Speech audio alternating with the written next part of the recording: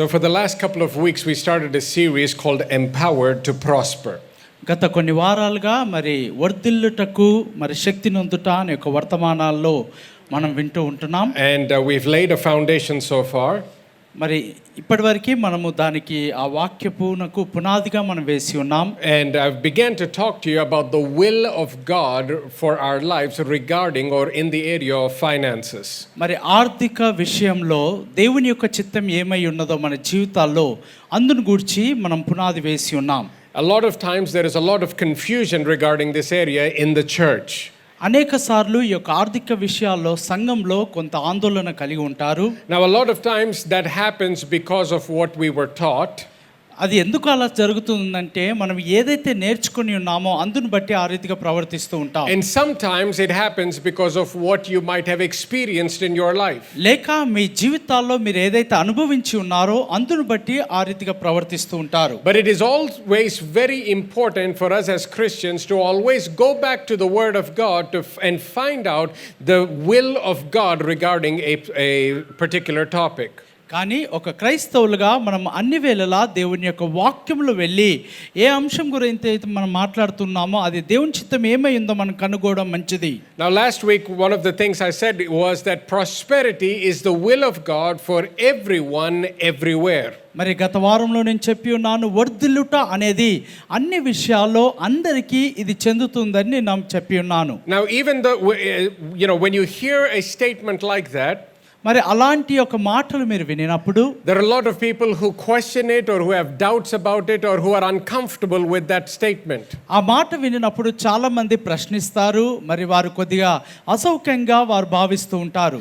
Not because of what the word says, వాక్యం ఏం చెప్తూ ఉందో అందును బట్టి కాదు, but because of what they have experienced, వారు అనుభవించిన అనుభవాల్ని బట్టి, or what they have been taught by other people so far. లేక ఇంతవరకు వారి జీవితాల్లో ఇతరుల యొద్ద నుండి వారు నేర్చుకున్న దానిని బట్టి వారు ప్రవర్తిస్తూ ఉంటారు. But my prayer is that today as we go through the word of God, కానీ నా యొక్క ప్రార్థన ఏంటంటే ఈ దినము దేవుని యొక్క వాక్యముల గుండా మనం వెళ్తూ that ఉండగా every lie of the enemy will be destroyed, శత్రువు యొక్క ప్రతి అబద్ధము కొట్టివేయబడును గాక, and that the truth of the word of God will be established in your hearts. మరి మన యొక్క హృదయాల్లో దేవుని యొక్క వాక్యపు సత్యము స్థిరపరచబడును గాక. Amen. Amen. Let's go to the book of 3rd John, please. మరి యోహాను రాసిన పత్రిక 3వ పత్రిక 3rd John and starting from verse 1. మొదటి వచనం నుండి మనం చదువుదాం. He says, the elder to the beloved Gaius, to whom I love in truth, beloved, I pray that you may prosper in all things and be in health, just as your soul prospers. For I rejoiced greatly when brethren came and testified of the truth that is in you, just as you walk in the truth. I have no greater joy than to hear that my children walk in the truth. పెద్దనైన నేను సత్యమును బట్టి ప్రేమించు ప్రియుడైన గాయనకు శుభమని చెప్పి రాయినది. ప్రియుడా, నీ ఆత్మ వర్ధిల్లుచున్న ప్రకారము నీవు అన్ని విషయములలోనూ వర్ధిల్లుచు సౌఖ్యముగా ఉండవలనని ప్రార్థించుచున్నాను.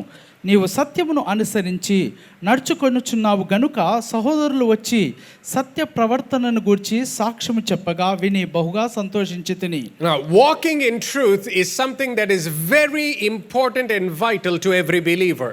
సత్యంలో నడుచుకొనుట అనేది ప్రతి విశ్వాసికి చాలా ప్రాముఖ్యమై ఉన్నది. In fact, it is important for every human being. వాస్తవానికి ప్రతి మానవునికి కూడా అది చాలా ప్రాముఖ్యమై ఉన్నది. But I believe especially for the believer it is important that they understand and walk and live in the truth of the word of God. మరి ప్రాముఖ్యంగా విశ్వాసులకు వాక్యమును అర్థం చేసుకొని వాక్యమునందు నిలిచి ఉండుట బహు ప్రాముఖ్యమై ఉన్నది. If a person is not walking in the truth of the word, ఒకవేళ ఒక విశ్వాసి కానీ ఒక మనుషుడు దేవుని యొక్క వాక్యపు సత్యంలో నడవనట్లయితే then they will walk in deception. వారు ఖచ్చితంగా మోసభరితంలో వారు వెళ్తూ ఉంటారు. Meaning they will assume they are living a life that is pleasing to God, but in reality they might not be doing so. వారు ఏమనుకుంటారంటే వారు జీవించుచున్న విధానము దేవునికి ఇష్టముగాను ప్రీతిగాను ఉన్నది అనుకుంటారు, కానీ వాస్తవానికి అది దేవునికి ఇష్టం లేని విధముగా ఉన్నది. Now in verse 4 John says, I have no greater joy than to hear that my children walk in truth. నా పిల్లలు సత్యమును అనుసరించి నడుచుకొనుచున్నారని వినుట కంటే నాకు ఎక్కువైన సంతోషం లేదని యోహాను రాస్తూ ఉన్నాడు. Now, and he says that walking in truth is something that is connected with you living a prosperous life. సత్యంలో నడుచుకొనుట అనగా ఒకరు వర్ధిల్లుటకు అది చాలా ప్రాముఖ్యంగా సహకరిస్తూ ఉన్నది. Because in verse 2 he talks about praying that we prosper. ఎందుకనగా 2వ వచనంలో మనం వర్ధిల్లాలి అని ఆయన ప్రార్థన చేస్తూ In ఉన్నాడు. verses 3 and 4 he talks about walking or living in the truth. 3-4 వచనాల్లో సత్యంలో నడుచుకొనుట, సత్యంలో జీవించుటను గురించి మాట్లాడుతూ ఉన్నాడు. Last week we also saw in the book of Joshua chapter 1 and then Psalms chapter 1. గత వారంలో మరి యెహోషువ గ్రంథం 1వ అధ్యాయము, కీర్తనలు 1వ కీర్తనలు కూడా మనం చూసి ఉన్నాం. In both those portions of scripture we see that when a man lives a godly life, then the result of that is prosperity in that person's ఈ life. 2 లేఖన భాగాల్లో కూడా ఒక మనుషుడు దేవుని యందు భయభక్తులు కలిగి ఉన్నప్పుడు ఆ వ్యక్తి జీవితంలో వర్ధిల్లుట కలుగుతూ ఉందని మనం చూస్తూ ఉన్నాం. In Joshua chapter 1 the Bible says that when you meditate on the word of God day and night, he says you will make your way prosperous and have good success. యెహోషువ గ్రంథం 1వ అధ్యాయంలో చూసినట్లయితే దివారాత్రములు దేవుని యొక్క వాక్యమునందు ధ్యానించుట ద్వారా నీ మార్గము సరళము చేసుకొని దేవుని యందు వర్ధిల్లుతారని మనం చూస్తూ ఉన్నాం. Hallelujah. Hallelujah. At the same time in Psalms chapter 1 అదే సమయంలో కీర్తనల గ్రంథం 1వ కీర్తనలో he says when you stay away from unrighteous people మరి అనీతిమంతులకు దూరంగా నువ్వు నిలిచి ఉన్నప్పుడు, and when you are meditating on the word of God, దేవుని యొక్క వాక్యములు దివారాత్రములు ధ్యానించుట ద్వారా he says you are like a tree planted by the rivers of water that produces fruit in its season, and he says whatever he does he shall prosper. అట్టివాడు మరి ఆకు వాడక తన కాలమందు ఫలమునిచ్చు చెట్టు వలె ఉంటారని లేఖనంలో చూస్తూ ఉన్నాం. Hallelujah. Hallelujah. So again we see that when a person lives a godly life, మరి ఒక మనుషుడు దైవికమైనటువంటి జీవితాన్ని జీవిస్తూ ఉన్నప్పుడు it is connected with the blessing. మరి అది ఆశీర్వాదముతో ముడివేయబడి ఉన్నది. It is connected with prospering. అది వర్ధిల్లుతతో సంబంధం కలిగి ఉన్నది. Now even though we see these portions of scripture, ఈ లేఖన భాగాల్ని మనం చూస్తూ ఉన్నప్పుడు a lot of times in the Christian world or in the church world, అనేక సార్లు క్రైస్తవ ప్రపంచంలో, సంఘ ప్రపంచంలో కూడా poverty has been elevated to a high position. పేదరికము అనేది ఒక ఉన్నత స్థాయికి ఎదుగుతూ ఉన్నది. A lot of times poverty is looked upon like a holy thing. మరి అనేక సార్లు పేదరికం అనేది ఒక పరిశుద్ధ కార్యములాగా చూస్తూ ఉన్నారు. Poverty is looked upon as a godly thing. కొన్నిసార్లు పేదరికంగా ఉండడము ఇది దైవికమైనటువంటి విధానంగా చూస్తూ ఉన్నారు. We even talk about people who live a life of poverty like they are a godly person. చూడండి, కొంతమంది పేదరికంలో జీవిస్తూ ఉంటే అట్టి వారిని చూసి వీరు దైవికమైన మనుషులని వారు అనుకుంటూ Some ఉంటారు. of you might have heard about the vow of poverty. మరి కొంతమంది ఏమో పేదరికం యొక్క విలువను గురించి మాట్లాడుతూ ఉంటారు. And when we talk about the vow of poverty, we talk about the people who take that vow and we say, man, that's a great person. They took the vow of poverty. మరి చూడండి, కొంతమంది పేదరికంగా ఉండుటకు వారు ప్రమాణం చేసి ఉన్నారు. వారు అట్టి రీతిని ఎన్నుకున్నారు కాబట్టి వారు చాలా గొప్పవారు అని అంటూ ఉంటారు. Now I want to cross-examine that notion. ఒకసారి అటు విషయాన్ని మనము తిరిగి పరిశీలన Is చేసుకోవాలి. that something that we really need to look highly upon?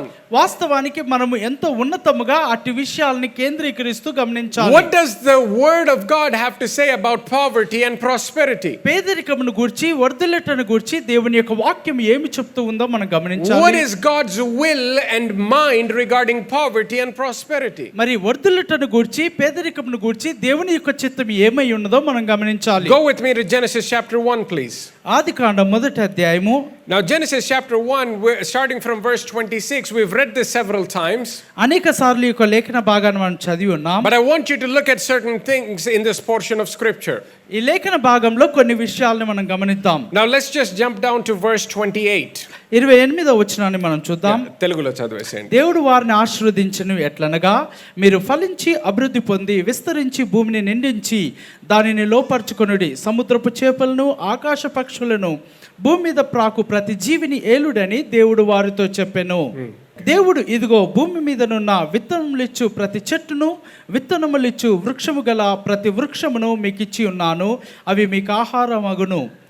Hallelujah. Hallelujah. Now, in these two verses, ఈ రెండు వచనాల్లో we see that God gave man three specific things. దేవుడు మూడు ముఖ్యమైన విషయాలను ఇచ్చి ఉన్నాడు. Now, we know that when God created man, the very first thing that God gave man was the blessing. దేవుడు మానవుని సృష్టించినప్పుడు మొట్టమొదటిగా ఆశీర్వాదమును వారికి ఇచ్చి ఉన్నాడు. The very first thing. మొట్టమొదటిగా ప్రధానముగా అది ఇచ్చి ఉన్నాడు. He gave them the blessing. దేవుడు వారికి ఆశీర్వాదమును ఇచ్చి ఉన్నాడు. Everyone say the blessing. ఆశీర్వాదం అని పలకండి. All right, now the second thing రెండవదిగా that God gave man was dominion. రెండవదిగా ఏలుట ఇచ్చి ఉన్నాడు. Okay, dominion. ఏలిక ఇచ్చి ఉన్నాడు. We see both of these in verse 28. మరి ఈ రెండు విషయాలు కూడా ఈ యొక్క 28వ వచనంలో చూస్తూ ఉన్నాం. Now the third thing that God gave man మూడవది దేవుడు మానవునికి ఏమి ఇచ్చాడంటే is seed or authority. విత్తనము లేక అధికారమును ఇచ్చి ఉన్నాడు. We see that in verse 29. 29వ వచనంలో దీనిని మనం He చూడగలము. says, "See, I have given you every herb that yields seed, which is on the face of all the earth, and every tree whose fruit yields seed. To you it shall be for food." And so we understand that the third thing that God gave man was seed and authority. మూడవదిగా దేవుడు అనుగ్రహించింది ఏంటంటే విత్తనము లేక అధికారమును అనుగ్రహించి ఉన్నాడు. Okay, everybody say this out loud. Say the blessing, blessing, the dominion, dominion, and authority. Authority. Again, everybody loudly. The blessing, blessing, dominion, dominion, and authority. Authority. These three things were given by God to man. ఈ మూడు విషయాలు దేవుని ద్వారా మానవునికి అనుగ్రహింపబడి ఉన్నాయి. Now in verse 31 it says, "Then God saw everything that he had made, and indeed it was very good." 31వ వచనం, దేవుడు తాను చేసినది యావత్తును చూచినప్పుడు అది చాలా మంచిదిగా నుండెను. Which means for man to walk in the blessing and dominion and authority, that God thought that was a very good thing. అనగా మానవుడు ఆశీర్వదింపబడి ఉండుట, అధికారమును కలిగి సమస్తమును ఏలుట దేవుడు చేసినప్పుడు అది చాలా మంచిదిగా దేవుడు అంటూ ఉన్నాడు. Now go with me to Genesis chapter 2, please. ఆదికాండం 2వ అధ్యాయము. In Genesis chapter 2, 2వ అధ్యాయము starting from verse 8. 8వ వచనం నుండి It says, "Then the Lord God planted a garden eastward of Eden, and there he put the man whom he had formed." దేవుడైన యెహోవా తూర్పున ఏదెనులో ఒక తోటను వేసి తాను నిర్మించిన నరుని దానిలో ఉంచెను. Now look at what happened in Genesis chapter 1. ఆదికాండం 1వ అధ్యాయంలో ఏం జరిగిందో మీరు గమనించండి. Genesis chapter 1, the Bible says that God created man. దేవుడు మానవుని నిర్మించి ఉన్నట్లుగా మనం చూస్తూ He ఉన్నాం. blessed them. దేవుడు వారిని ఆశీర్వదించాడు. He gave them dominion and authority. దేవుడు వారికి అధికారమును ఏలికను వారికి ఇచ్చి ఉన్నాడు. Now in chapter 2, he's talking about the fact that God planted a garden. 2వ అధ్యాయంలో చూస్తే దేవుడు ఒక వనమును అక్కడ నాటినట్లుగా చూస్తూ ఉన్నాం. Now see, God did the planting. మరి దేవుడు అక్కడ నాటుతూ ఉన్నాడు. And God, after God does the planting, అక్కడ దేవుడు నాటిన తర్వాత from verse 9 through verse 14, it talks about and describes the garden that God had planted. 9వ వచనం నుండి 14వ వచనం వరకు దేవుడు వేసిన వనమును గురించి అక్కడ వర్ణిస్తూ The ఉన్నాడు. Bible says that it was a beautiful place. Bible గ్రంథం సెలవిస్తుంది ఆ యొక్క ఏదెను వనము బహు సుందరమై ఉన్నది. It describes the various streams and rivers that were flowing in that place. ఆ యొక్క తోటలో వారి ప్రవహిస్తున్నటువంటి ఆ యొక్క నదులను గురించి ఆయన వివరిస్తూ He said ఉన్నాడు. it lets us know that there were precious metals and stones and gold in that garden. అక్కడ ప్రశస్తమైన బంగారము మరి ఆ యొక్క వజ్రాలు మరి విలువ కలిగిన రాళ్ళు అక్కడ చూస్తూ Now ఉన్నారు. all of these things were placed in the garden. ఇవన్నీ కూడా ఆ యొక్క వనంలో ఉంచబడి ఉన్నాయి. And after all of this is done, now God brings man and places him in that garden. ఆమేన్. ఇదంతా జరిగిన తర్వాత దేవుడు ఆ మానవుని తీసుకొని వచ్చి ఆ యొక్క తోటలో ఉంచుతూ ఉన్నాడు. So I want you to understand the heart of God regarding man. కాబట్టి దేవుని యొక్క హృదయము మానవుని పట్ల ఏమై ఉన్నదో మీరు అర్థం చేసుకోవాలి. God's heart and intent is not to make things hard for man. అనగా దేవుని యొక్క హృదయము మానవుని పట్ల మానవునికి కష్టతరంగా ఉంచాలనేది కాదు. From the very beginning, before man could even pray for the first time, before man could even send out a request to God, God thinks about everything, God plans for everything, God creates everything, God plants the garden, makes everything ready, and then he brings man into that equation. మానవుడు మొదటిగా ప్రార్థించక మునిపే, మానవుడు ఏదో విన్నపము అడగక మునిపే దేవుడు మానవుని కొరకు సమస్తమును సిద్ధపరిచి మానవుని ఆ చోటికి తీసుకొని వచ్చి ఉన్నాడు. Look at verse 15 in Genesis chapter 2. రెండో అధ్యాయము 15వ వచనం It చూడండి. says, Then the Adikandam. Lord God took man and put him in the Garden of Eden to tend it and keep it. మరియు దేవుడైన యెహోవా నరుని తీసుకొని ఏదెను తోటను సేద్యపరచుటకును దాని కాచుటకును దానిలో ఉంచెను.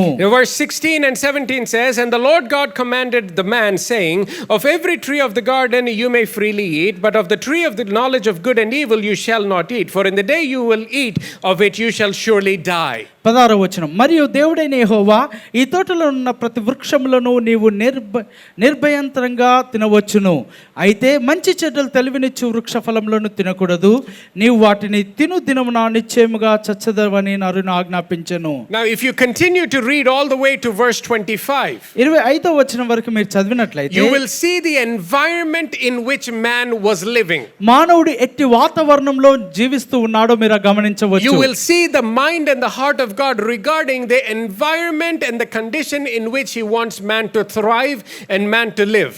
మానవుడు ఎలాంటి వాతావరణంలో ఉండాలో, ఎట్టి వాతావరణంలో ఎదగాలో దేవుడు కలిగి ఉన్నాడో మీరు అక్కడ చూడవచ్చు. So I want you to pay again, I want you to read these verses once you go home. మీరు ఇంటికి వెళ్ళిన తర్వాత ఈ వచనాలన్నీ మీరు చదవండి. But just for time, I want you to look at the condition of man in Genesis chapter 2.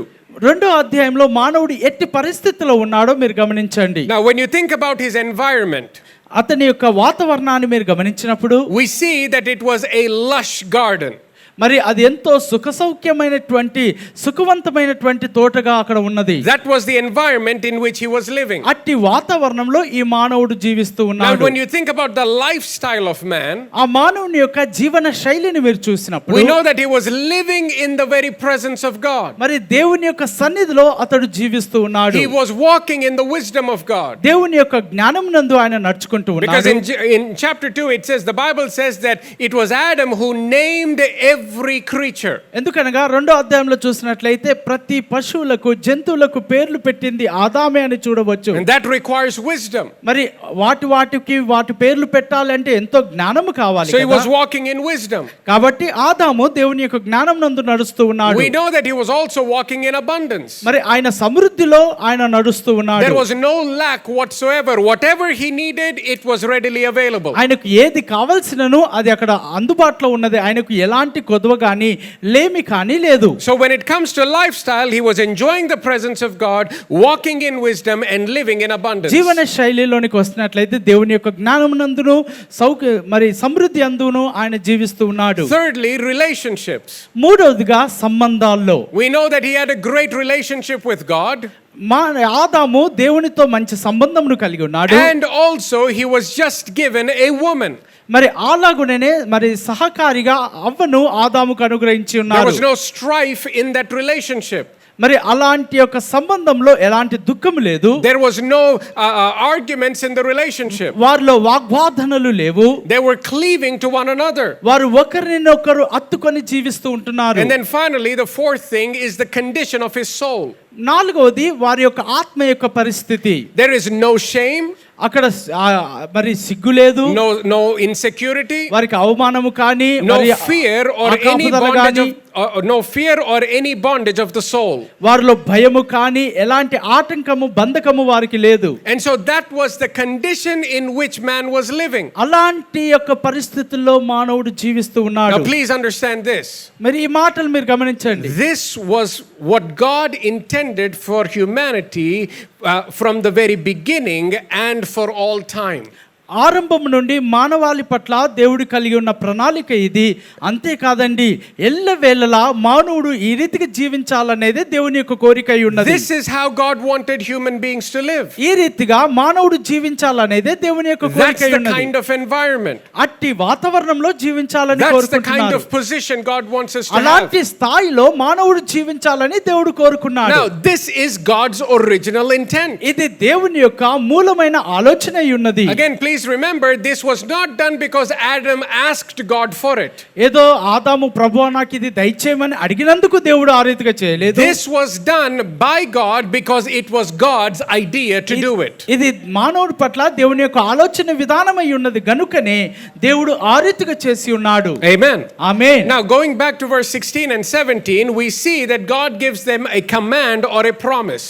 16-17 వచనాల్లో చూసినట్లయితే దేవుడు వారికి ఒక వాగ్దానము లేక ఒక ఆజ్ఞను ఇస్తూ ఉన్నాడు. Now, we don't look at that as a promise, but anything that is spoken from the mouth of God is a promise. దానిని వాగ్దానంగా మనం చూడము, కానీ దేవుని నోటి నుండి వచ్చే ప్రతి మాట కూడా ఒక వాగ్దానముగా ఉంటూ ఉన్నది. He says, if you eat of the fruit, you will die. మరి ఈ చెట్ల ఫలంలో నువ్వు తిన్నట్లయితే నువ్వు చచ్చెదవు అని చెప్తూ ఉన్నాడు. Okay, there is no middle ground. If you eat, you will die. నువ్వు దినమున చచ్చెదవు అని చెప్పాడు. Now, what is also said is this. మరి మరో మాట ఈ రీతిగా చెప్పాడు, If you don't eat, you will continue to live. ఒకవేళ ఈ చెట్ల ఫలము తిననట్లయితే నువ్వు బ్రతుకుట జీవించుట కొనసాగించదు అని చెప్తూ ఉన్నాడు. So now, for the very first time, there is a condition and a responsibility or a consequence that comes along with what God is saying. దేవుడు చెప్తున్న మాటలో మొదటిసారిగా ఒక షరతు, ఒక కట్టడ, ఒక నియమము అక్కడ వారికి ఇవ్వబడుతూ ఉన్నది. Many of us know what happens in Genesis 3, that because of disobedience, now death comes in. మరి 3వ అధ్యాయంలో వారి యొక్క అవిధేయతను బట్టి మరణము వారికి సంప్రాప్తమై ఉన్నది. Now, here's what I want you to write down in your notes. మీరు ఒకవేళ నోట్స్ తీసుకున్నట్లయితే ఈ మాటలు మీరు రాసుకునండి. With the introduction of death came two things. మరణం యొక్క పరిచయం ద్వారా రెండు విషయాలు వచ్చి ఉన్నాయి. Number one, the separation from God. మొదటిగా దేవుని యొద్ద నుండి వారు వేరుపరచబడి ఉన్నారు. And number two, the introduction of the curse. రెండవది ఆ యొక్క శాపము వారికి పరిచయం అయి ఉన్నది. Okay, separation from God. మొదటిగా దేవుని నుండి ఎడబాటు వారికి సంభవించింది. And number two, the curse is introduced into the world. రెండవది ఈ ప్రపంచంలోనికి శాపము పరిచయం అయి ఉన్నది. Now, if you go to Deuteronomy chapter 30 and verse 19, ద్వితీయోపదేశ కాండము 30వ అధ్యాయం 19వ వచనము, he says, I place before you life and death, blessing and cursing. Therefore, choose life so that you and your descendants may live. నేడు జీవమును మరణమును ఆశీర్వాదమును శాపమును నేను నీ ఎదుట ఉంచి భూమి ఆకాశంలోను మీ మీద సాక్షులుగా పిలుచుచున్నాను. Now again we see the heart of God. ఇక్కడ దేవుని యొక్క హృదయమును మనం చూస్తూ ఉన్నాం. He's giving us a choice. He's saying, I'm placing before you life and blessing, and on the other side is death and the curse. నీ ఎదుట జీవమును ఆశీర్వాదమును మరోవైపు మరణమును శాపమును నేను ఉంచుతూ ఉన్నాను. But then he gives us a clue and he says, choose life. మరి అక్కడ ఆయన ఒక అవకాశం ఇస్తూ ఉన్నాడు. మరి జీవమును ఎన్నిక చేసుకోమని చెప్తూ ఉన్నాడు. Now when he says choose life, what is he also saying? మరి జీవమును ఎన్నుకోమన్నప్పుడు మరి దాని అర్థం ఏమై ఉన్నది? He's also saying choose the blessing. అనగా ఆశీర్వాదమును ఎన్నుకోమని చెప్తూ ఉన్నాడు. Now when he says choose the blessing, what is he also saying? ఆశీర్వాదమును ఎన్నుకోమని చెప్పినప్పుడు దాని అర్థం ఏమై ఉన్నది? He's also saying choose prosperity. అనగా వర్ధిల్లటను ఎన్నుకోమని చెప్పడమై ఉన్నది. See, always remember this, life is connected to the blessing. ఎల్లప్పుడు గుర్తుంచుకోనండి, జీవము ఆశీర్వాదమునకు సంబంధితమై ఉన్నది. And the blessing is always connected to prosperity. మరి ఆశీర్వాదము వర్ధిల్లుటకు సంబంధించినదై ఉన్నది. Hallelujah. Hallelujah. It is never the fact that life is never connected with the curse. మరి జీవము ఎన్నడూ కూడా శాపముతో ముడివేయబడలేదు. And life is never connected to poverty. మరి ఆ యొక్క జీవము ఎన్నడూ కూడా పేదరికముకు జత చేయబడలేదు. Death is never connected to the blessing. మరణము ఆశీర్వాదమునకు జత చేయబడలేదు. And death is never connected to prosperity. మరి మరణము ఎన్నడూ కూడా వర్ధిల్లుటకు జత చేయబడలేదు. See, this is something that has to be understood by every one of us. ప్రతి ఒక్కరు కూడా ఇట్టి విషయాలను అర్థం చేసుకోవాల్సి ఉన్నది. See, a lot of times if we don't understand this, అనేక సార్లు మనం దీన్ని అర్థం చేసుకున్నట్లయితే we will continue to think that sometimes God wants us to prosper, but sometimes God wants us to live in poverty. మరి కొన్నిసార్లు అనుకుంటాం, కొన్ని వేళల దేవుడు మేము ఆశీర్వదింపబడాలని కోరుకుంటున్నాడు, మరి కొన్ని సమయాల్లో మేము పేదరికంలో ఉండడం దేవుని చిత్తమై ఉన్నదేమో అని మనం అనుకుంటూ ఉంటాం. There is not a single shred of evidence or not a single verse in the Bible where God says choose poverty or where God says poverty brings me joy. బైబిల్లో ఎక్కడ కూడా మీరు పేదరికంని ఎన్నుకోనండి, పేదరికం ద్వారా మీకు ఆనందం కలుగుతూ ఉందనే లేఖన ఆధారాలు ఎక్కడ కూడా లేవు. You never see that in the scripture. మరి లేఖనాల్లో మీరు ఎక్కడ కూడా అది చూడలేరు. What you see over and over again is God says choose life.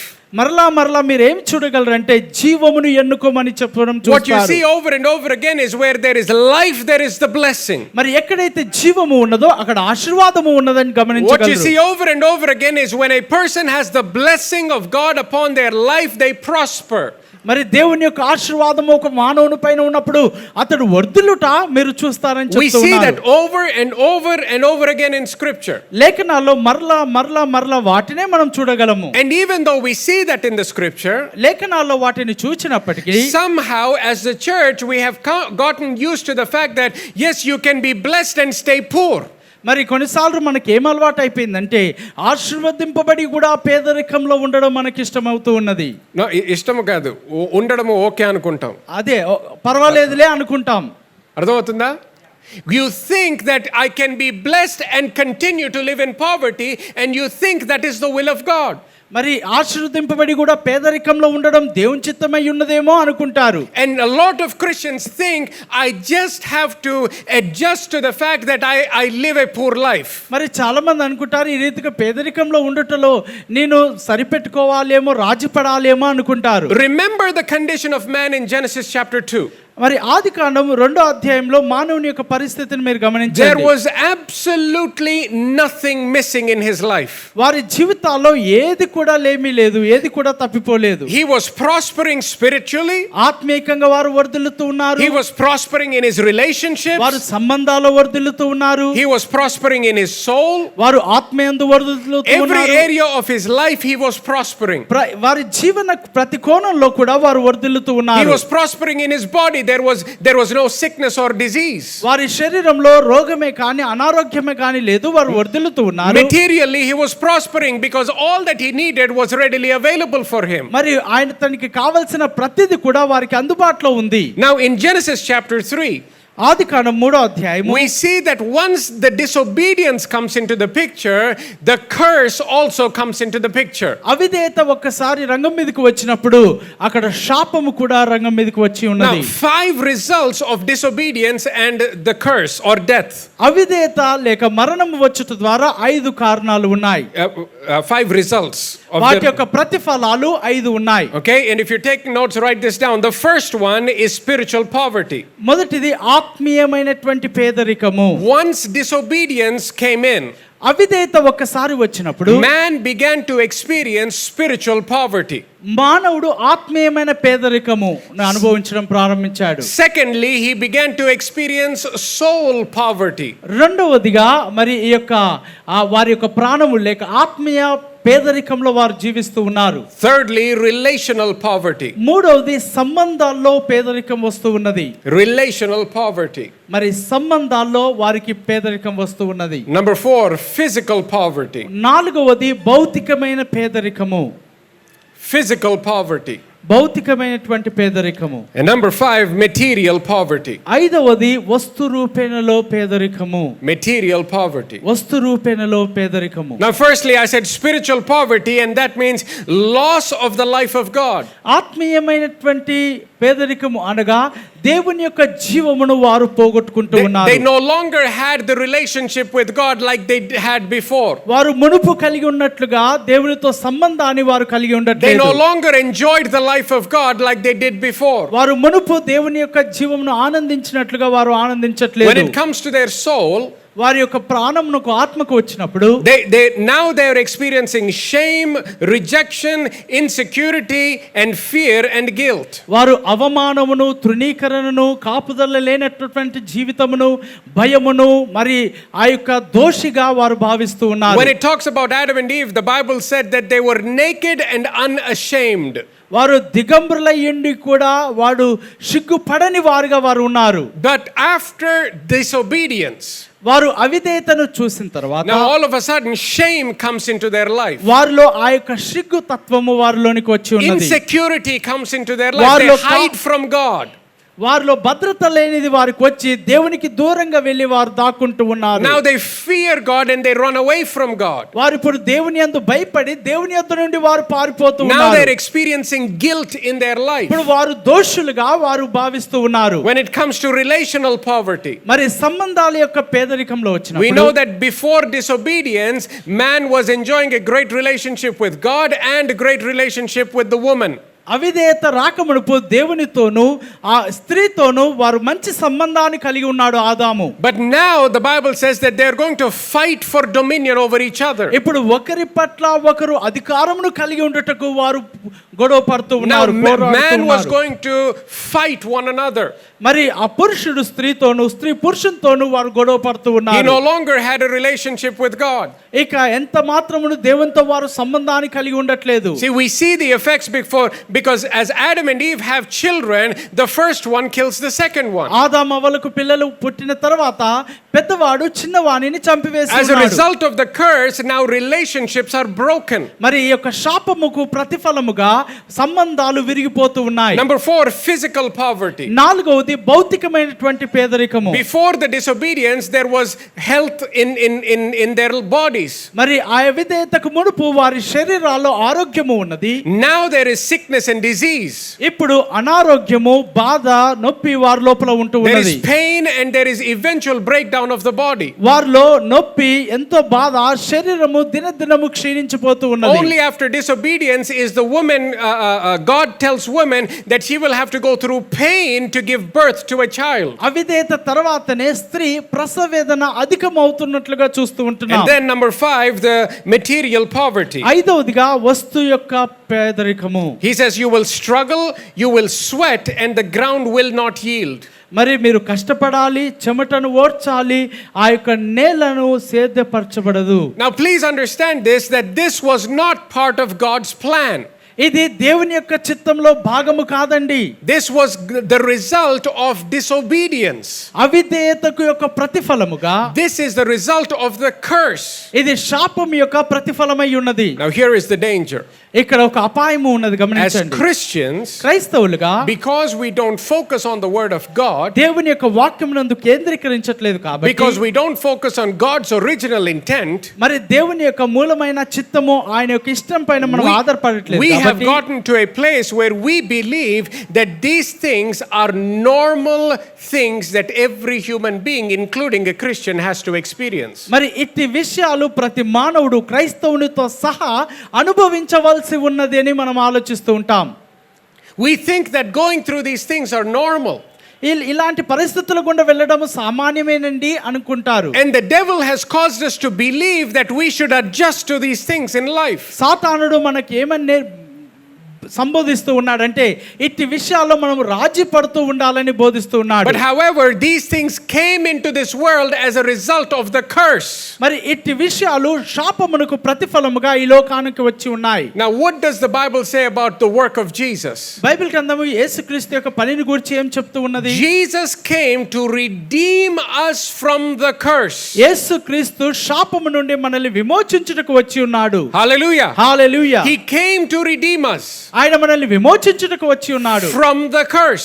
శాపము నుండి విమోచిస్తూ ఉన్నాడు. Which means he came to make sure that we walk in the blessing. అనగా మనం ఆశీర్వాదమందు నడవాలని ప్రభు కోరుతూ ఉన్నాడు. Hallelujah. Hallelujah. That is the work of Jesus. అది ప్రభువైన యేసుక్రీస్తు పని అయి ఉన్నది. Now go back to the previous slide, please.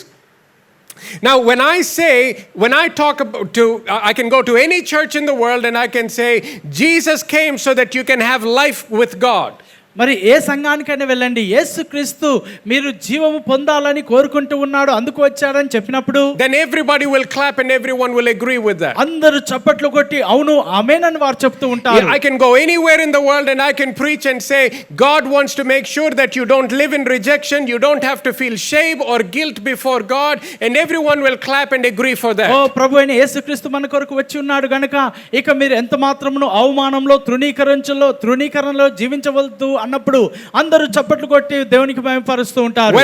When I can stand anywhere in the world and I can say God wants you to have loving and meaningful marriages in your life. మరి ప్రభువైన యేసుక్రీస్తు మీరు వైవాహిక జీవితంలో ఎంతో ప్రేమగా సంతోషంగా ఉండాలని కోరుకుంటున్నారన్నప్పుడు I can say God wants you to have peaceful and joyous relationships and everyone will clap and agree to మీరు that. ఎంతో సమాధానంగా మంచి సంబంధాలు కలిగి ఉండాలని చెప్పినప్పుడు అందరూ చప్పట్లు కొట్టి దేవుని మహిమపరుస్తూ ఉంటారు. Even when it comes to the physical మరి poverty, భౌతికమైన పేదరికంలో కూడా in most places you can say that God wants you to be healed and walk in health and many people will clap. మీరు స్వస్థతను పొందుకొని ప్రతి ఒక్కరూ ఆరోగ్యవంతులుగా ఉండాలని చెప్పినప్పుడు అందరూ చప్పట్లు కొట్టి దేవుని మహిమపరుస్తూ ఉంటారు. But all of a sudden, if I go to certain places and say, God does not want you to struggle and sweat all the days of your life, but God wants you to live a prosperous life, all of a sudden there are questions. కానీ ఆకస్మికంగా మరి దేవుడు వచ్చినాడు కాబట్టి మీరు ఇక కష్టపడాల్సిన అవసరం లేదు, చెమటోడ్చాల్సిన అవసరం లేదు మీ జీవిత కాలం అంతయు అని చెప్పినప్పుడు అందరూ ఆకస్మికంగా ఆగిపోతారు. All of a sudden you will be labeled as a prosperity preacher. ఇక వెంటనే మీకు ఒక పేరు పెట్టేస్తారు, ఈయన వర్ధిల్లు ప్రసంగాలు చేసే పాస్టర్ గారని. All of a sudden you will be labeled as a person who talks about money. మరి ఈయన డబ్బు గురించి మాట్లాడే పాస్టర్ గారండి అని చెప్తూ ఉంటారు. People who have no idea about who you are will begin to say you are saying those things so that you can get the money from the people. Pastor గారు ఎవరో ఏంటో ప్రజలకి ఏం తెలియదు, కానీ ఈ పాస్టర్ గారు మా దగ్గర డబ్బు లాగడానికి ప్రసంగిస్తున్నాడు అనుకుంటారు. Now my question is simply this. ఈ దినము నా ప్రశ్న చాలా సామాన్యంగా How ఉన్నది. is it that we're okay with everything else, but once we come to the material goods of our life and when it comes to our everyday living, somehow we have a problem with it? మరి పైనుండి వస్తున్న అన్ని విషయాల్లో సరే అననే చెప్పితూ ఆ యొక్క వస్తు పేదరికం గురించి మాట్లాడుతున్నప్పుడు ఎందుకు ఏకీభవించరు? This is how screwed up we are in our thinking. ఎందుకనగా మన యొక్క ఆలోచన విధానంలో ఈ రీతిగా మనము బోధింపబడి ఉన్నాం. We will say as Christians we need to help the poor, మనము క్రైస్తవులుగా పేదలకు సహాయం చేయాలనేది కోరుకుంటాం. but at the same time people will say don't become rich. అదే సమయంలో అంటారు, అయ్యా మీరు ఐశ్వర్యవంతులు కావద్దు అంటారు. Help the poor, పేదలకు సహాయం చేయమంటారు, don't become rich. మీరు ధనవంతులు కావద్దండి అంటారు. How do you help the poor by being poor? మీరు పేదరికంలో ఉంటూ పేదవారిగా ఉండి పేదలకు ఏ రీతిగా సహాయం చేయగలరు? You don't need any help to be broke and live in poverty. పేదరికంలో ఉండడానికి, విరిగిన పరిస్థితుల్లో ఉండడానికి ఎలాంటి అవసరం లేదు, ఎటువంటి సహాయం అక్కర్లేదు. ఎలాంటి సహాయం అవసరం లేదు. You don't need help to live in poverty. పేదరికంలో ఉండడానికి ఎలాంటి సహాయం అవసరం లేదు. But God says that we are called to help the poor. కానీ దేవుడు మనల్ని పేదలకు సహాయం చేయమని పిలిచి ఉన్నాడు. Which means God intends that you don't be poor to begin with. దాని యొక్క అర్థం ఏంటంటే మీరు పేదరికంలో ఉండొద్దని, పేదలో ఉండొద్దని. Hallelujah. Hallelujah. Hallelujah. Hallelujah. Now please understand this. దయచేసి దీనిని మీరు అర్థం See, చేసుకోండి. because a lot of times with religious ideas అనేక సార్లు మత సంబంధమైన ఆలోచన and విధానంలో, religious teaching, మత సంబంధమైనటువంటి బోధనలో we have come to this conclusion and we think, okay, when I pray for some need, then God will answer. మరి నేను ఏదైనా అవసరతను గురించి ప్రార్థన చేసినప్పుడు దేవుడు జవాబుని ఇస్తాడని కోరుకుంటారు. And we somehow think God is not thinking about my material needs. God is not thinking about my finances. God is not thinking about my job. But if I pray, then He will think about it and He'll answer me. మరి దేవుడు నా వస్తువుల గురించి, నా ఉద్యోగం గురించి, నా వ్యక్తిగత పరిస్థితుల గురించి దేవుడు ఆలోచించట్లేదు గనుక నేను ప్రార్థన చేసినప్పుడు దేవుడు విని జవాబునిస్తాడని వారు కోరుకుంటారు. My question is, do you see that in Genesis chapter 1 and 2? ఆదికాండం మొదటి 2 అధ్యాయాల్లో మీరు దానిని చూస్తూ ఉన్నారా? Do you see that being the model? మరి అది మాదిరిగా మీరు చూస్తూ ఉన్నారా? No, what you see is God thinks about every single thing that you need. He plans for it and He does it and then brings you into the picture. మీకు ఏదైతే అవసరమై ఉన్నదో దేవుడు దాని గురించి ఒక ప్రణాళికను వేసి దానిని ఉత్పత్తి చేసి అప్పుడు మిమ్మల్ని రంగం మీదకి తీసుకొని వస్తూ ఉన్నాడు. Hallelujah. Hallelujah. So everything that you need in your life మీ జీవితంలో కావాల్సిన ప్రతిదీ కూడా needs to be supplied to you. అది మీకు అనుగ్రహింపబడుతూ ఉండాలి. Now that is the will of God. అది దేవుని యొక్క చిత్తమై ఉన్నది. Now people will say, oh pastor, but in moderation. Pastor గారు ఇదంతా కూడా నియంత్రణలో ఉంటూ ఉందండి. It needs to be taught in moderation. ఇదంతా కూడా ఒక నియంత్రణలో బోధింపబడుతూ ఉండాలి. Because too much money will ruin our lives. ఎందుకంటే అయ్యగారు ఎక్కువ డబ్బు ఉంటే ఆ డబ్బు మనల్ని ఏలుతుందండి అంటారు. Now that is man's thinking. అది మానవుని యొక్క ఆలోచన విధానం. Here's what the Bible says. కానీ ఈ విషయాలు బైబిల్ The చెప్తుంది. Bible says that prosperity ruineth the fool. Bible గ్రంథం సెలవిస్తుంది ఐశ్వర్యము వెర్రివాణి ఏలుతూ ఉన్నది. So here is my disclaimer for all of you.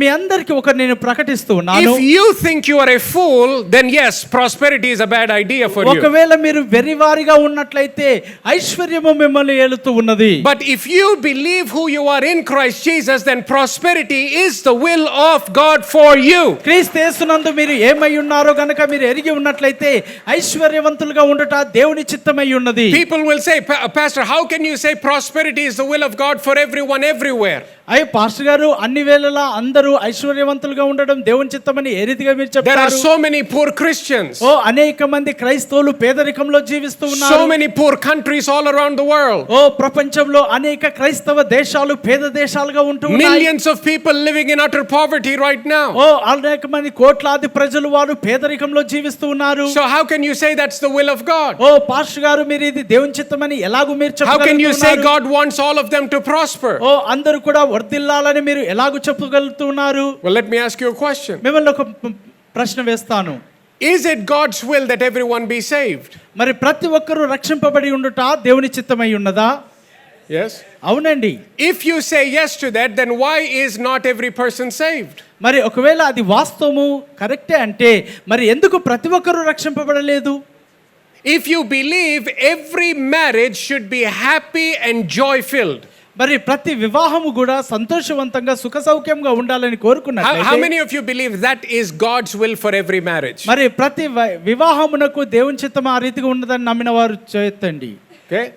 If you believe that, ఒకవేళ మీరు ఆ రీతిగా విశ్వసిస్తున్నట్లయితే why is it that not every marriage is joy filled? మరి ప్రతి వివాహము కూడా సంతోషంగా ఎందుకు లేదండి?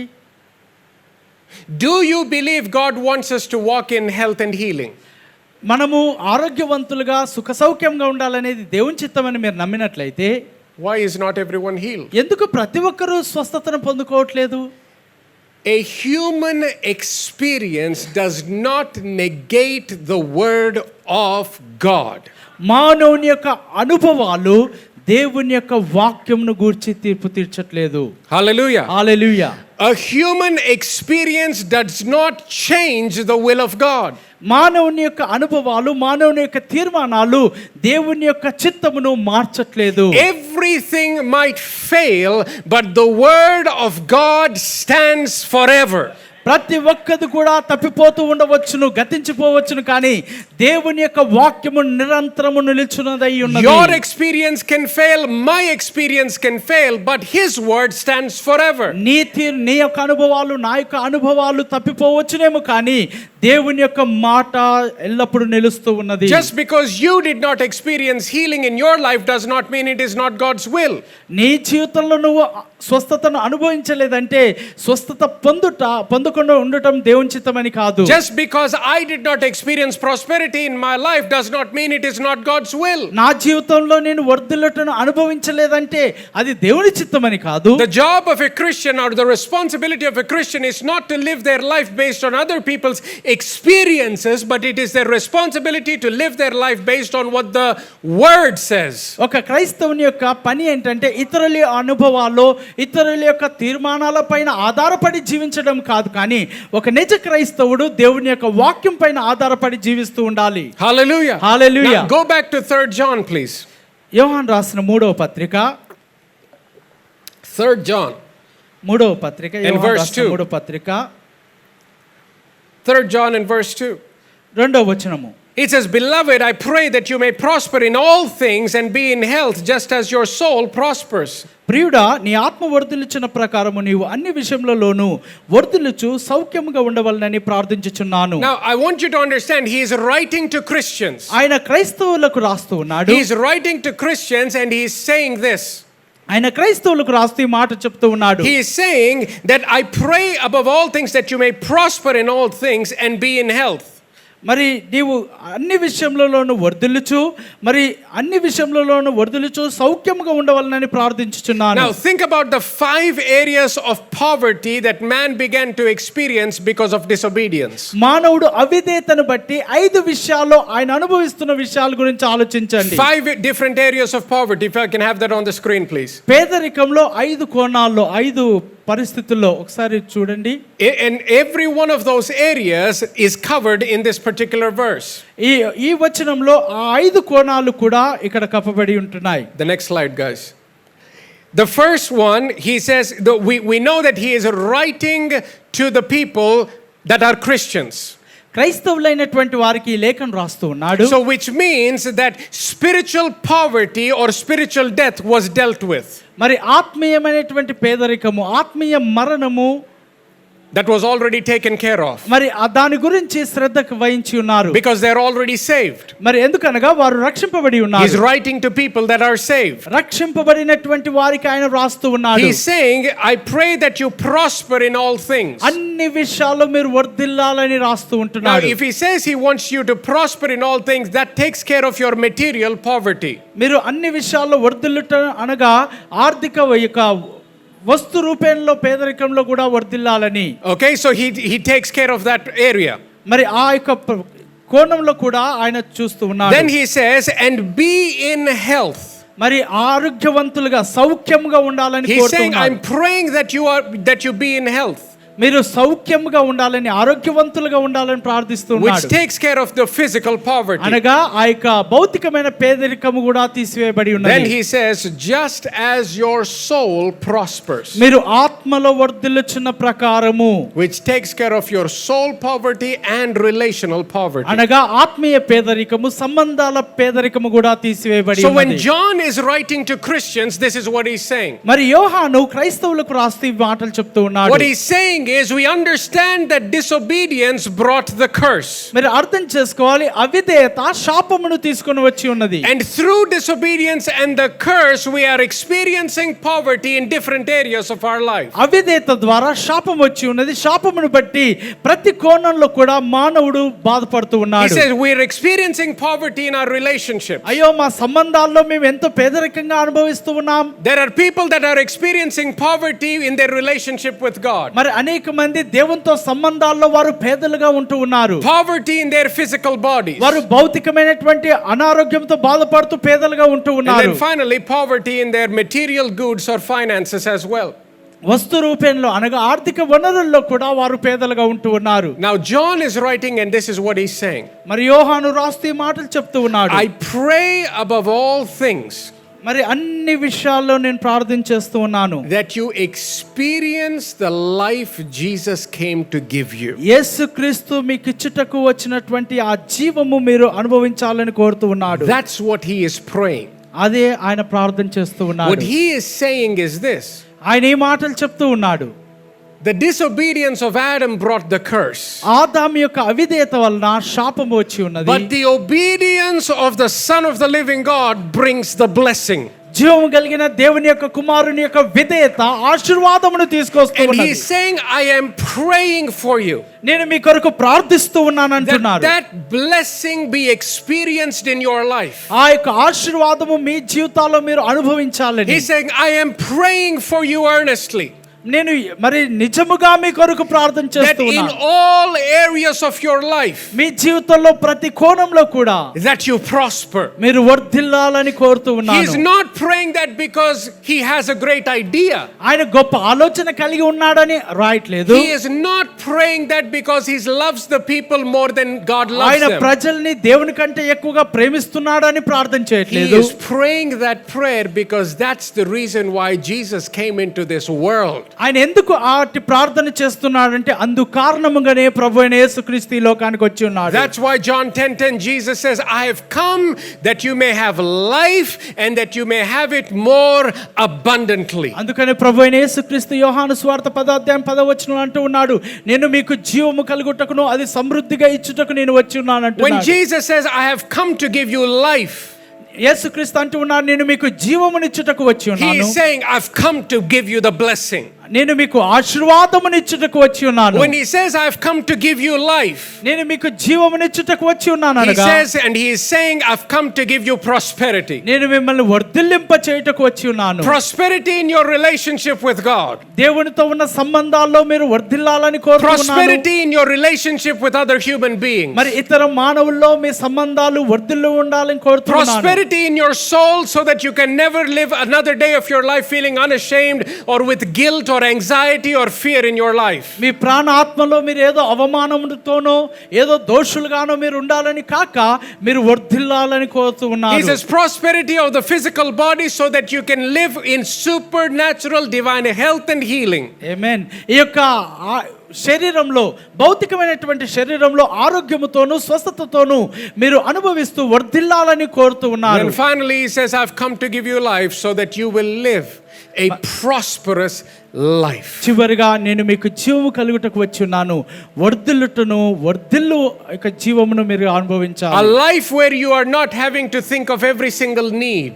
మరి ఆ జీవము ఏంటంటే మీరు ప్రతి ఒక్క విషయం గురించి ఆలోచించాలి. A life where you are not consumed by everyday necessities. మరి ప్రతి అనుదిన అవసరతాలతో మీరు అనుభవిస్తూ బాధపడకూడనటువంటి ఆనందాన్ని మీరు A అనుభవించాలి. life where you are no longer having to deal with the anxiety and frustration of finances. ఇక ఎంత మాత్రమును ఆర్థిక వనరులను గురించి మీరు భయపడుతూ చింతించాల్సిన అవసరం లేదు. You have to understand that is the will of God. మీరు అదే అర్థం చేసుకోవాలి, ఇది దేవుని యొక్క చిత్తమై That ఉన్నది, is the will of the Father. అది తండ్రి అయిన దేవుని చిత్తమై ఉన్నది. Look at Luke chapter 4, please. లూకా సువార్త 4వ అధ్యాయము, Luke chapter 4 లూకా సువార్త 4వ and అధ్యాయము verse 18. 18వ వచనము. This is the very first time Jesus comes into a place and he's publicly declaring his calling. యేసుక్రీస్తు ప్రజల యొద్దకు వచ్చి మొదటిసారిగా దేవుని యొక్క పిలుపును ఆయన ప్రజల ఎదుట ప్రకటిస్తూ The ఉన్నాడు. Bible says that he finds himself in the scripture. ప్రభు అయిన యేసుక్రీస్తు తనను తాను లేఖనాల్లో నుండి ఆయన సంబోధిస్తూ And ఉన్నాడు. look at what he says. He says, the Spirit of the Lord God is upon me because he has anointed me to preach. ఆయన అంటూ ఉన్నాడు, ప్రభు ఆత్మ నా మీద ఉన్నది, బీదలకు సువార్తను ప్రకటించుటకై ఆయన నన్ను అభిషేకించి ఉన్నాడు. Look at what it is saying again. ఆయన ఏం చెప్తూ ఉన్నారు మీరు He's గమనించండి. saying the Spirit of the Lord God is upon me. ప్రభు యొక్క ఆత్మ నా మీద ఉన్నది. And he's saying, for he has anointed me. ఆయన నన్ను అభిషేకించి ఉన్నాడు. Now, when he's talking about being anointed, he's saying, this is my purpose for being on this earth. మరి ఆయన అభిషేకించి ఉన్నాడు అనగా ఇందు కారణమును బట్టే ఈ లోకంలో నేను ఉన్నాను. He's saying, this is the whole reason I came. ఇదే నా యొక్క పరిపూర్ణమైనటువంటి కారణమై ఉన్నది. And the first thing that he mentions is this. ఆయన మొదటి కారణం ఏం చెప్తున్నాడంటే, Says the Spirit of the Lord God is upon me because he has anointed me to preach the gospel to the poor. ప్రభు ఆత్మ నా మీద ఉన్నది, బీదలకు సువార్త ప్రకటించుటకై ఆయన నన్ను అభిషేకించి ఉన్నాడు. Now he's not talking about just spiritually poor. మరి ఆత్మీయకంగా పేదరికంను గురించి మాత్రమే మాట్లాడట్లేదు. He is talking about poor in every way, shape or form. మరి ప్రతి కోణంలో పేదరికంలో ఉన్నటువంటి వారి గురించి He's saying మాట్లాడుతున్నాడు. God has anointed me and appointed me for this. మరి దేవుడు నన్ను అభిషేకించి ఇట్టి పని నిమిత్తము ఆయన ఉంచి ఉన్నాడు. What is the gospel? The gospel is good news. సువార్త అంటే ఏంటంటే మంచి వార్త, సువార్త అయి ఉన్నది. Now what is good news for a poor person? ఒక పేదవానికి శుభకరమైనటువంటి వార్త ఏమై ఉన్నది? Good news for a poor person is they don't have to be poor anymore. ఒక పేదవానికి శుభకరమైనటువంటి వార్త ఏంటంటే వారు ఇంకెంత మాత్రమును పేదవారిగా ఉండవద్దు. For example, some of you might be in debt this morning. Some of you might be in debt. మరి కొంతమంది అప్పులో రుణస్తులుగా వారు ఉండవచ్చు. Now what would be good news for you? మరి అప్పులతో బాధపడుతున్న వారికి శుభవార్త ఏమై For a ఉన్నదండి? person living in debt, మరి ఆ యొక్క అప్పులతో బాధపడుతున్నటువంటి వారికి good news for that person is your debt has been cancelled. మరి వారికి శుభవార్త ఏంటంటే ఆ యొక్క అప్పు కొట్టివేయబడి ఉన్నదని. Now he says, I am here to preach the gospel to the poor. మరి నేను పేదవారికి సువార్తను ప్రకటించుటకై వచ్చున్నాను. He's saying, I'm here to preach the good news to poor people. మరి పేదవారికి సువార్తను ప్రకటించడానికి, మంచి వార్తను తెలియజేయడానికి వచ్చి ఉన్నాను. And that good news is you don't have to be poor anymore. ఆ యొక్క మంచి వార్త, శుభకరమైన వార్త ఏంటంటే మీరు ఎంత మాత్రమును ఇక మీదట పేదవారిగా ఉండాల్సిన అవసరం లేదు. Hallelujah. Hallelujah. Please get this. Poverty is not a financial issue. ఓ పేదరికం అనేది ఆర్థిక వనరులతో వచ్చినది కాదు. Poverty is a spiritual issue. మరి పేదరికం అనేది ఆత్మీయ కోణంలో ఆత్మీయత ఉన్నది. Poverty is when you think only in the sense realm, when you think worldly, you think poverty is a money or a financial issue. మరి చాలా మంది ఏమనుకుంటారంటే పేదరికం అనగానే ఆర్థికంగా పేదరికంలో ఉన్నవారు, డబ్బు లేని వాళ్ళు మాత్రమే పేదవారు అనుకుంటారు. Poverty is a spiritual issue. మరి పేదరికం అనేది ఒక ఆత్మీయమైన సమస్య అయి ఉన్నది. Because poverty came as a result of disobeying the word of God. ఎందుచేతనగా ఆ యొక్క పేదరికము ఏ రీతిగా వచ్చి ఉన్నదంటే అవిధేయతను వచ్చుట ద్వారా, దేవునికి అవిధేయత చూపుట ద్వారా వచ్చి ఉన్నది. Even when we think about our physical bodies, మన యొక్క భౌతిక శరీరంలో గురించి ఆలోచిస్తూ ఉన్నప్పుడు sickness and disease is not just a biological issue. అనారోగ్యము, ఆ యొక్క రోగము అనేది కేవలము శరీర సంబంధమైనటువంటి విషయం కాదు. Sickness and disease is a spiritual issue. అనారోగ్యము, బాధ, రోగము కూడా ఆత్మీయమైన విషయమై ఉన్నది. And that's the reason why Jesus died on the cross 2000 years ago, and we can say we are healed by his stripes. అందుకనే ప్రభువైన యేసుక్రీస్తు 2000 సంవత్సరాల క్రితం కల్వరి సిలువలో చనిపోయి ఆయన పొందిన దెబ్బల చేత మనకు స్వస్థత ఉందని In the ప్రకటిస్తూ ఉన్నారు. same way, what you need to understand is this: when he died on the cross, when he took upon himself the curse, you have been redeemed from the curse of poverty. ఆయన Calvary సిలువలో చనిపోయినప్పుడు పేదరికం నుండి, అనారోగ్యం నుండి మీరు విమోచింపబడి ఉన్నారని గమనించాలి. So here's what I want you to remember. మీకు ఈ విషయాన్ని జ్ఞాపకం చేస్తూ ఉన్నాను. I believe it is the responsibility of every believer to live a prosperous life. ప్రతి విశ్వాసి యొక్క బాధ్యత అయి ఉన్నది వర్ధిల్లుటలో వారు జీవించవలసిన వారై ఉన్నారు. Hallelujah. Hallelujah. It is the responsibility of every believer to ఇది live a ప్రతి prosperous life. విశ్వాసి యొక్క బాధ్యత అయి ఉన్నది వర్ధిల్లుటలో వారు జీవించుటకై. You can no longer live in poverty. ఇక మీరు ఎంత మాత్రమును పేదరికంలో జీవించవద్దు. It is no longer an option for the believer. ఇది ఒక విశ్వాసికి పేదరికంలో జీవించుట ఒక అవకాశముగా లేదండి. You must resist poverty in your life the way you resist sin in your life. ఖచ్చితంగా మీరు మీ జీవితంలో పాపంని ఏ రీతిగా అయితే ఎదురిస్తారో ఆ రీతిగా పేదరికమును కూడా మీరు ఎదురిస్తూ There ఉండాలి. is no connection between poverty and godliness. మరి దైవత్వమునకును పేదరికమునకు ఎలాంటి సంబంధం లేదు, None whatsoever. మరి ఏ కోణంలో కూడా. That is a man-made religious idea. ఇది మానవుడు కల్పించినటువంటి మత సంబంధమైన ఆలోచన అయి ఉన్నది. Get rid of that idea from your heart and from your mind. అట్టి మానవుని యొక్క ఆలోచనలో నుండి మీరు బయటికి రావాలి. God's will is prosperity for you. మరి మీ దేవుని యొక్క చిత్తము మీ జీవితాల్లో వర్ధిల్లాలనేది God's కోరుతున్నాడు. will is abundance for you. మీ జీవితాల్లో దేవుని యొక్క చిత్తము మీరు సమృద్ధి కలిగి ఉండాలని కోరుతూ ఉన్నారు. And he wants you to experience his blessing in your life. మీ జీవితాల్లో దేవుని యొక్క ఆశీర్వాదాన్ని అనుభవించాలని కోరుతూ To ఉన్నారు. walk in that blessing in your life. అట్టి ఆశీర్వాదంలో మీ జీవితంలో నడవాలని ప్రభు కోరుతూ Now ఉన్నారు. I'm preaching on this because the Bible says that faith comes by hearing and hearing by the word of ఈ God. మాటలు నేను ఎందుకు ప్రసంగిస్తూ ఉన్నా అంటే బైబిల్ చెప్తుంది వినుట వలన విశ్వాసం కలుగుతూ ఉంది, క్రీస్తును గూర్చిన మాట వినుట As we go వలన. through this series, I'm going to be teaching a lot more about this. ఈ ఇలాంటి ప్రసంగ వర్షం గురించి నేను మాట్లాడుతూ ఉన్నప్పుడు అనేక విషయాల్ని నేను And my బోధిస్తూ prayer and ఉంటాను. my desire for every single one of you is this: మీలో ప్రతి ఒక్కరి పట్ల నా యొక్క ప్రార్థన, నా విశ్వాసం ఏంటంటే that you will begin, that faith would begin to stir up on the inside of you. మీలో ఉన్న విశ్వాసము పురికొల్పబడాలని నేను కోరుతూ That you ఉన్నాను. will begin to believe God for bigger things than ever before in your life. మునుపెన్నడు మీ జీవితంలో జరగనటువంటి గొప్ప కార్యాల కొరకు మీరు ప్రభునందు That విశ్వాసం your ఉంచాలి. vision will become much greater and grander for your life. మీ దర్శనము మీ జీవితంలో గొప్పదిగా పెద్దదిగా ఉండాలి. That you will no longer be limited just by your job. ఏదో కేవలం మీ యొక్క ఉద్యోగంతోనే మీ యొక్క సరిహద్దుల్ని మితము That you will చేసుకోవద్దు. no longer be limited by the family that you come from. ఇక మీరు ఏ కుటుంబం నుంచి వచ్చి ఉన్నారో మీ కుటుంబ పరిస్థితుల్ని మితం But పరచుకోవద్దు. that you would open up your lives and say, God, let your will be done in me. మరి మీరు మీ యొక్క హృదయాల్ని విశాలపరచుకొని ప్రభువా నీ చిత్తమేదో నా జీవితంలో నెరవేర్చమని Lord, కోరాలి. let your blessing manifest in my life. ప్రభువా నీ యొక్క ఆశీర్వాదము నా జీవితంలో వెల్లడిపరచుమని కోరాలి. Lord, help me not to be so occupied by just what I need and what my family needs. ప్రభువా నాకు ఏది అవసరమో, నా కుటుంబానికి ఏది అవసరమో దానితో మాత్రమే మేము మితము కాకుండానట్లుగా Lord, సహాయం చేయండి. open my eyes to see the big picture. ఓ ప్రభువా పెద్ద చిత్రమును చూచుటకు నా కనులు తెరవమని అడగండి. Help me, Lord, to be a blessing to the nations of the world. ప్రభువా ప్రపంచంలో అనేక జనాంగములకు నేను ఆశీర్వాదకరంగా ఉండునట్లుగా సహాయం Help me, చేయండి. Lord, to walk in a level of prosperity that families, communities, nations are blessed because of me. ప్రభువా నన్ను ఆశీర్వదించండి. తదుపరి అనేక కుటుంబాలు, అనేక జనాంగములు, అనేక దేశాలకు నేను ఆశీర్వాదకరంగా ఉండేటట్లుగా సహాయం చేయండి. Remember, it is not just about you.